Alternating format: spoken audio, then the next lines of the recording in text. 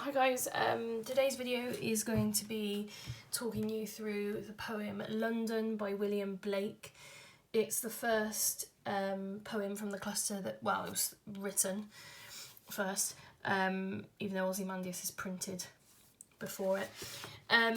We're gonna talk through the poem, and I use these highlighter codes. So don't forget that we highlight yellow for word analysis. We're going to do pink for language analysis. So that's normally techniques, like repetition, oxymorons, metaphors. Structure analysis is going to go in green. So if you pick out anything to do with the rhyme of the poem or the way it's structured, the line length, etc., we'll be highlighting that or looking at that in green. And then in orange, just generalised ideas, things about power or conflict, the two kind of main themes within the cluster. So you're going to need your 4 highlighters. If you're watching this and you're not in my class, then you can highlight in any colours, it's fine, or any colours that your class teacher uses. So off we go. Now I'm going to give you some contextual information first. You might already have a bit of an understanding of it, of the poem London. But just so that we've got some key ideas in our anthology. So just at the top where we normally put that general stuff. So first of all, the poem was first written in 1794. This is a time of high death rates, high infant mortality in particular, quite a lot of disease in London. London was a difficult place to be, especially if you were poor. Now, it comes during the period of the Industrial Revolution, which has, I guess, the effect of that on London is twofold in a sense. So we've got these new factories which are creating pollution. So that's the first impact. But we've also got this increase of people moving to the city. So the population is increasing, and there's a high density and concentration of people, especially in the poorer areas of London. So we'll put increased population. What we also is worth noting is that Blake, quite like Shelley, the other one that we've already looked at in Ozymandias, was quite anti-establishment. So he wasn't necessarily positive about the typical forms of control. So for example, the monarchy, the government, and the church, so religion in general. Okay, those are just key facts for you to know before we begin looking at the poem and give you a bit of an idea of the context. So I'm going to read through the poem and then I'm going to start going through it. Obviously you can pause if you don't keep up. So, London. I wander through each chartered street near where the chartered Thames does flow, and mark in every face I meet marks of weakness, marks of woe. In every cry of every man, in every infant's cry of fear, in every voice, in every ban, the mind-forged manacles I hear. How the chimney sweepers cry, every blackening church appalls, and the hapless soldier's sigh runs in blood down palace walls. But most through midnight streets I hear how the youthful harlot's curse blasts the newborn infant's tear and blights with plagues the marriage hearse. Okay, we're going to work through it chronologically. But the first thing we're going to do is just have a little think about the structure.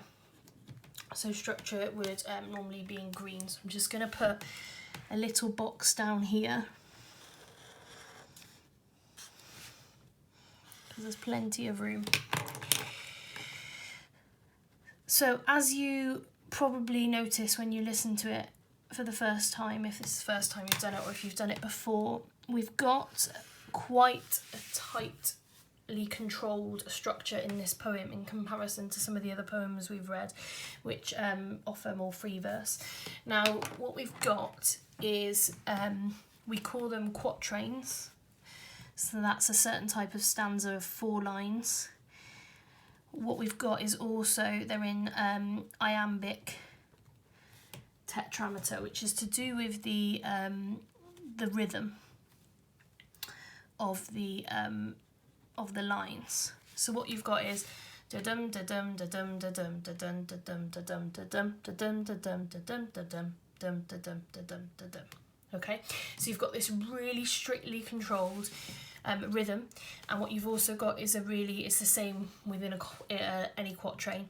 You've got this really strict rhyme as well. So we go street, meet, flow, woe, man, ban, fear, here. Okay, and so on. I'm not going to go through all of them, but let's just start with street and meet, just so we've got an idea of that. And we've got this throughout the whole poem, this tight rhyme scheme as well. Now you don't need to explain this in the exam. You wouldn't say this poem has A-B rhyme, right? You've got to think about why that is, what the message is. And the most overall kind of clear message is that the tight control of the structure reflects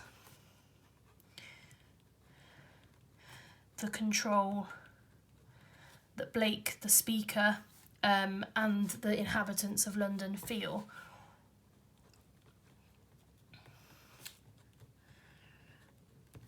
And that's kind of the overall thing about the structure, and the kind of way it's almost like it's controlled in the same way the people are controlled by various things, and we'll talk a bit more about control as we go through it. So we're going to start with this this verb right at the start, I wander. Now, hopefully you know the verb wander suggests a slow pace, maybe. No clear direction. So if somebody's wandering, you get the sense that it's maybe for enjoyment, it's quite leisurely. So the first two lines of the poem would perhaps infer to us that Blake is kind of enjoying this journey. However, he tells us pretty quickly that he is walking on charted streets. Now, something that is charted is kind of mapped out or regulated in some way. And this is around the time that the government were having much more control over kind of the streets, boundaries, borders, that sort of thing, of different areas of London. So there's a real sense straight away from Blake that there is some sort of control over his freedom to walk where he wants to walk, or to wander. So in a sense, you could argue that these two words kind of juxtapose each other. So we've got the verb wander versus the adjective chartered. Now what we've got is a repetition of chartered here, so we'll do that in pink. Okay, so repetition of chartered in itself is interesting, because what Blake then believes is being chartered is the Thames. Now, you can't really control or map out or regulate a river. Okay, it goes where it wants to go. If you do geography, GCSE geography, you know that. So there's kind of an irony in this, that the government can't really control the river. But obviously it's interesting that they are attempting to. Now, we next have this this thing that Blake notices in the people he sees. So in every face he meets, he sees marks of weakness, marks of woe. So just to do another bit of word analysis, and just in case you don't know what that word means, woe is kind of sadness. So essentially everyone he sees has kind of the scars, the marks, the representation on their face of something negative. So it's either weakness or sadness. Okay, so this is what he thinks is happening to the inhabitants of London. Okay, in the next stanza, we're just going to look at a couple of things. So we've got in every, and then we go on to mindful Germanicals. So we've got this anaphora or anaphora, depending on how you want to pronounce it. I'm not going to get into a debate on that. So anaphor, remember, is a type of repetition which is at the start of lines. So in every. So Blake here is emphasising the impact on everyone in London. So it's not just everyone he sees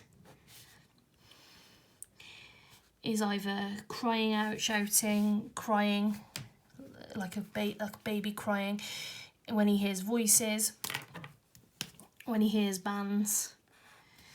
And every single one he hears, he can see, well, hear, mind-forged manacles, which we'll come on to in a second.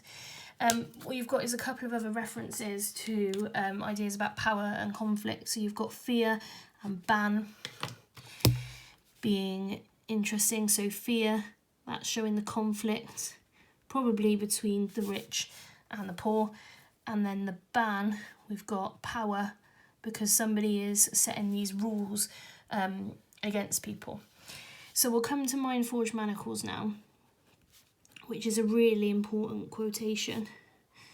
Now, in A Christmas Carol, you've got, I wear the chain I forged in life. So remember, forged is a verb meaning to make or create something out of metal. Now, a manacle is a handcuff.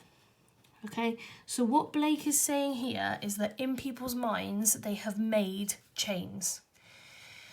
This is where it gets a little bit complicated. So if you took the noun manacles by itself, what you're suggesting here is that the people are restricted or they're under control, they have no freedom, which would be relatively simple if Blake's just saying everybody's in manacles, everybody's in chains. Where it gets complicated is with the adjective mind-forged, because what he's saying is that they've created these chains in their mind. So it's almost imaginary. And in a sense, Blake is frustrated with this because he thinks that people are complicit in the control that the government is putting on them. So it's almost like these people have become robots and they're crying out, they're afraid, but they've allowed themselves to be restricted. So this, of course, is a really interesting metaphor because you can't actually hear handcuffs in their mind. But it's a really important key quotation, that one. So I'm just going to highlight it there, just so we've got it nice and clear. Okay, that's the first two stanzas. The third stanza, what we have is a kind of a semantic field building up throughout the poem of the sounds. We've got cry, sigh, we've got curse. So there's a semantic field. I'm just going to put this down here because it's, again, a more generalised one.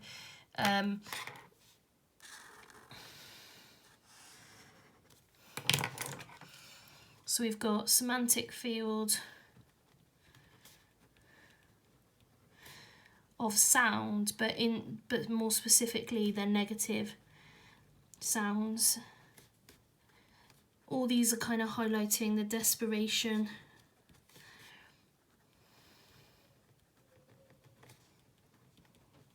of the inhabitants of London, how they're almost calling out for help, but they're not getting it. So there's some interesting things going on there. We've got, just talk about church and palace to do with, power and control and conflict. So the church and the palace are not just these one specific places, okay? They're symbolic of the control and power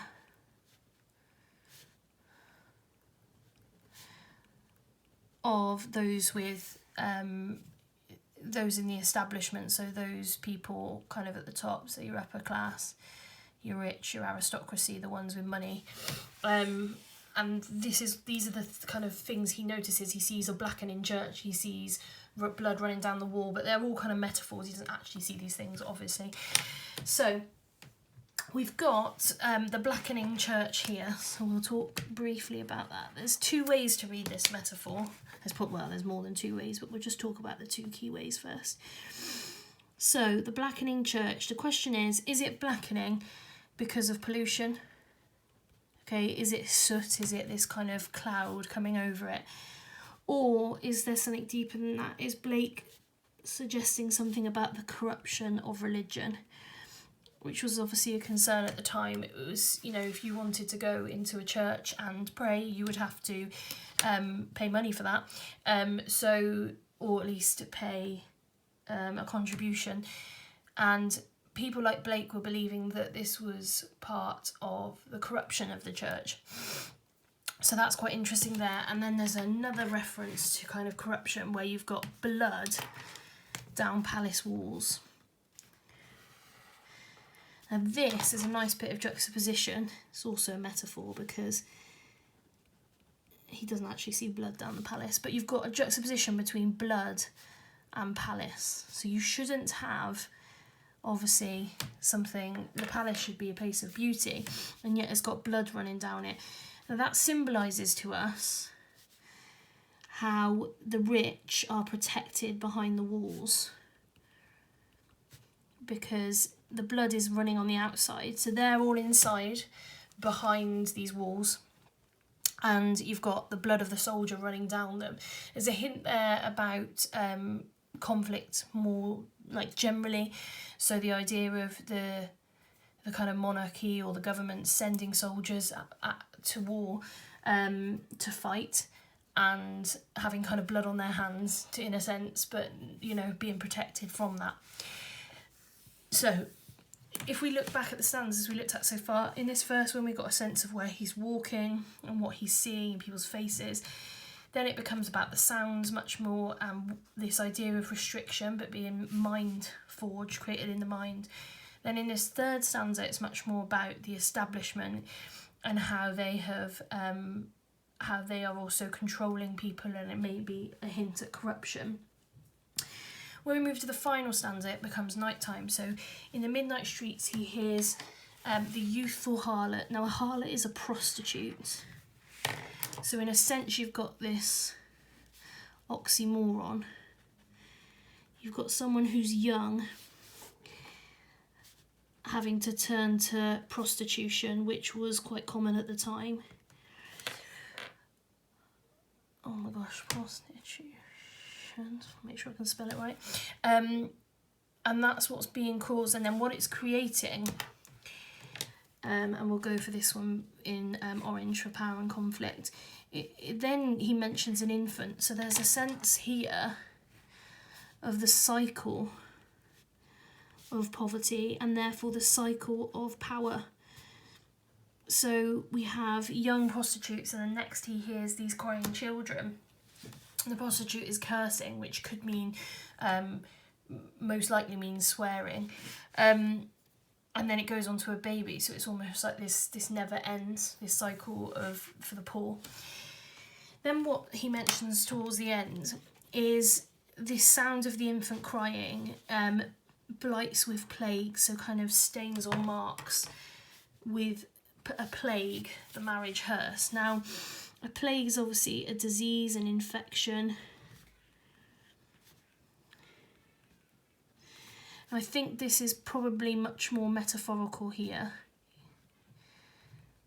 Okay, he's talking here about how everything is becoming infected or diseased by what's happening in London.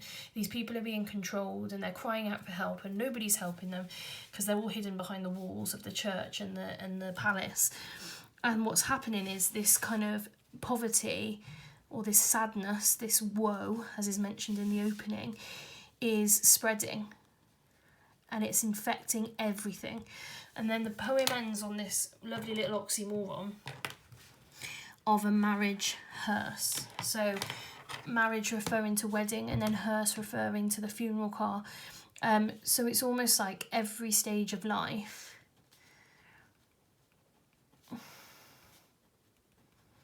is infected or affected by what's going on in the poor areas of London. So it's a nice oxymoron. So we've got wedding versus funeral. You've got the two stages, two key stages of people's lives, and you've got happiness and sadness, but regardless of what's going on, everything is plagued, everything is infected by what's happening. Okay, 20 minutes, quick talk through of London. Hopefully you've got some things out of there. The key quotations I would suggest are your Mindforged Manacles, your Blackening Church, which is here,